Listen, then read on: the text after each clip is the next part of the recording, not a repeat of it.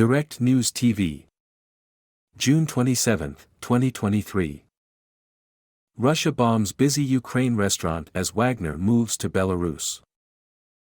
A Russian attack on Kramatorsk in eastern Ukraine has killed at least 4 people and injured dozens more, as Baltic states raised concern about Russia's now-exiled Wagner group apparently rebasing in Belarus. Russia fired 2 S-300 surface-to-air missiles at the city on Tuesday evening, authorities said.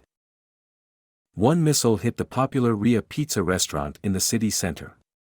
A second missile struck a village on the fringes of the city, injuring 5. Ukraine's Interior Ministry confirmed one of the bodies pulled from the ruins of the restaurant was a teenager, while a baby was among the 47 who were injured. The restaurant was hit just before 8 p.m. local time, 1700 hours Greenwich Mean Time, when many people were eating dinner. Emergency services rushed to the scene. Photos showed twisted metal and piles of rubble with rescuers using cranes and other equipment to get to those trapped inside and dozens of volunteers working alongside them. There were a lot of people in there. There are children under the rubble, Yevgen, who had been dining with 2 friends, told the AFP news agency. We were just about to leave, he said, but one of his friends was now under the rubble. In tears, a witness Natalia said her half-brother Nikita, 23, was trapped inside. They can't get him out, he was covered by debris, she said. Ukrainian President Volodymyr Zelensky said in his nightly video message that the attacks showed that Russia deserved only one thing as a consequence of what it has done: defeat and a tribunal. Kramatorsk was one home to about 150,000 people and is about 30 kilometers, 18 miles, west of the front lines in Donetsk province.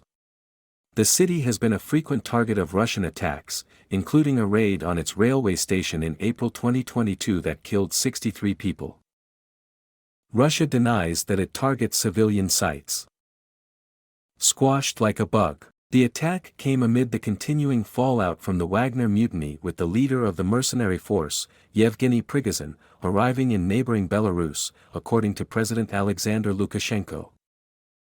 Prigozhin, 62, said he launched the mutiny to save his armed group after being ordered to place it under the command of the Defense Ministry, which he has cast as ineffectual in its conduct of the war in Ukraine.